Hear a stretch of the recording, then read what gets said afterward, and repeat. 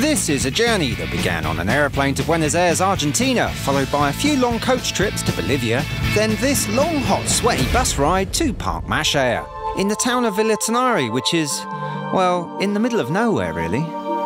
Run by the Inti Wara Yasi organisation, Parque Machia is a refuge for mistreated wild animals, where thousands of volunteers come from all over the world to help rehabilitate the rescued animals, while doing their best to ensure that each creature is looked after and given as much freedom as possible. If you volunteer, as I did for 1 whole month, you could end up chopping, sweeping, preparing some irresistible dishes for the animals, feeding monkeys, being loved by monkeys, walking with monkeys, getting wet with monkeys, and possibly being assaulted by monkeys.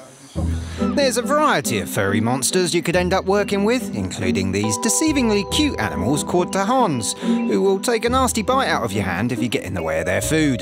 There's some friendly, beautiful birds, and some not so friendly, beautiful birds. And then there's King Roy, the 7-year-old puma, who takes a bit of getting used to. You could end up walking, or rather running, with him for 15 kilometres a day through the harsh jungle terrain, but you better make sure you're damn fit. You may be better off caring for one of these cheeky little fellas. Welcome to the Mirador, a clearing in the forest where I spent most of my time with over 40 capuchin monkeys, who get up to all sorts of mischievous activities during the day and enjoy partying in the cages at night. Our workplace was often a bit of a challenge to get to in the mornings, especially if it had been raining hard. Each day we'd carry our heavy sacks of fresh food to the clearing, and once we were near, our little friends would come and meet us. When you're bringing the food to the monkeys in the morning, they just can't wait. And this guy is trying to get into the sack full of food that I have on my back before I've even reached the monkey clearing. They just can't leave us alone. All right, up there. Hey. When we'd finally made it to work, the fun and games would begin with feeding the monkeys their morning supply of vitamins, and then cleaning out their mess from the evening's previous party. Once we'd taken all the monkeys out of their cages and finished cleaning up their mess, it was our responsibility to ensure that they enjoyed some decent forest time and just had a bit of fun, really. Well, we've just had a massive downpour of rain, but it's just cleared up and the sun has come out and it's absolutely beautiful. I love this time in the jungle because even though it's wet, it's hot again. Any clothes that have got wet will dry. And the monkeys are also in a particularly playful mood. They were probably quite upset when it was raining. Didn't really have many places to shelter. As you can see, this guy here is soaking wet, aren't you? Poor thing. I love him all the same. These guys were a very talented and entertaining bunch who all had very different personalities. Most of them were quite mischievous, as you'd expect, and kept me on my toes for most of the day. And some of them had some very strange habits.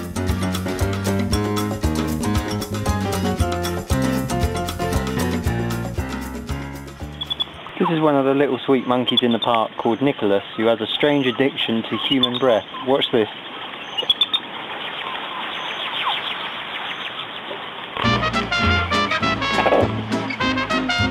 As the day came to a close and after we'd put all the monkeys back in their cages, there was one last job left to do. And for some reason, I'd usually end up doing it. So this is one of the worst parts of the job, working in the monkey park. Here I have what's called the crap bag. It's full of all the monkey crap and food left over from the cages that we swept out today. It's perfectly organic, so it can be dumped in the river, but it's my shift today. Let's see. Yeah. And all that. And hopefully something in or out of the river. We'll end up munching on that this evening and it'll be gone by tomorrow morning. I'll just give the crap bag a bit of a wash, ready for the person that does it tomorrow. It's quite a nice view today as well.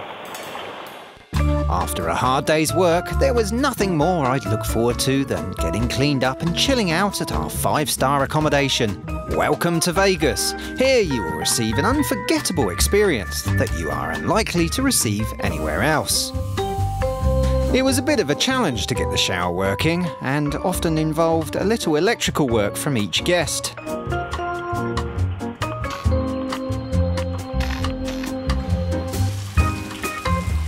And if the shower was busy or not working, there was always another solution to getting cleaned. Just get someone else to do it for you.